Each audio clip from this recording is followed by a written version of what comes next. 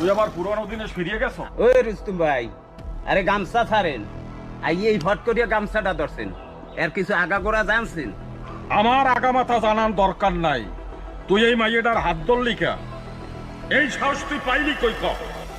এ রুস্তুম, এই বনের বাঘ আমি, যত রিং আছে সব আমার হাতের শিকার।